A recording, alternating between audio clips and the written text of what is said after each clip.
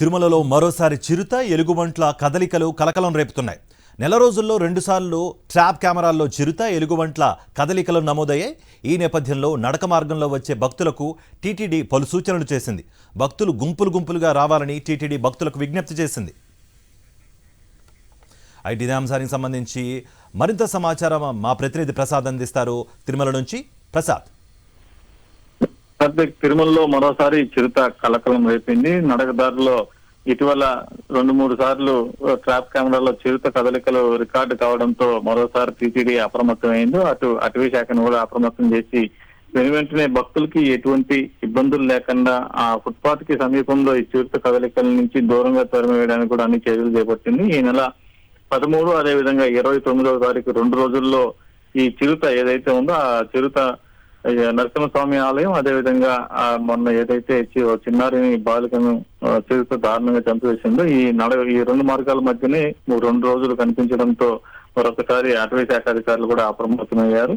ఈ ఏదైతే ట్రాప్ కెమెరాలు ఏర్పాటు చేశారో నిరంతరం కూడా వాటిలో ఈ చిరుతలు కావచ్చు, క్రూరముఖాలు కావచ్చు వాటి పరిశీలించే ప్రయత్నం కూడా చేస్తున్నారు. ఈ నేపథ్యంలోనే ఈ నెల 13వ తారీఖు వేకువజామున అటువైపు వస్తున్నట్టు కూడా గమనించారు. మరోసారి మొన్న లేటెస్ట్ గా 29వ తారీఖున ఈ నరసింహస్వామి ఆలయం సమీపంలోనే రాత్రిపూట కూడా ఇది సంచరిస్తున్నట్టు గుర్తించారు. మరోవైపు ఎలుగుబంటి కూడా అటువైపు కదలికలు కనిపించడంతో మరొకసారి భక్తులను కూడా అప్రమత్తం చేశారు. ఎవరైతే నడకదారులు తిరుమలకు చేరుకుంటున్నారో ఈ భక్తుల్ని గుంపులుగా తరలించేందుకు టీటీడీ అన్ని చర్యలు చేపట్టింది. ఇప్పటికే ఈ నరసింహస్వామి ఆలయం నుంచి 7వ మైల్ వరకు కూడా భద్రతను కూడా అప్రమత్తం చేసింది.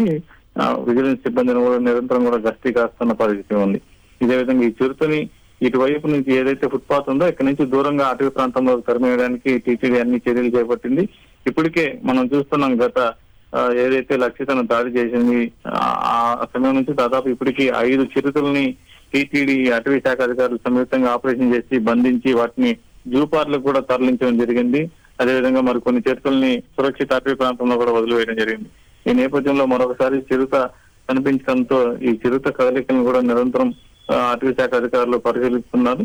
ఏదైనా ఈ చిరుత సమీపంలో ఏదైతే ఫుట్పాత్ కి సమీపంలో ఎక్కువ సార్లు కనిపిస్తుందో ఆ సమయంలో అక్కడ బోన్లు ఏర్పాటు చేసి ఈ చిరుతను కూడా బంధించి ఇతర ప్రాంతాలకి తరలించే విధంగా చర్యలు చేపడతామని కూడా టీటీడీ అటవీ శాఖ అధికారులు వైల్డ్ లైఫ్ అధికారులు కూడా చెప్తున్న పరిస్థితి ఉంది. కాబట్టి ఈ మరొక నెల రోజుల పాటు సెక్యూరిటీని కూడా అప్రమత్తం చేసి భక్తుల్ని గుంపులుగా పంపడానికి అదేవిధంగా ఈ చిరుత కదలికల్ని నిరంతరం కూడా పరిశీలించడానికి అన్ని ఏర్పాట్లు చేస్తుంది.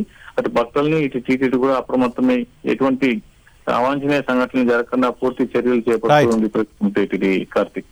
Prasad, thank you for the update.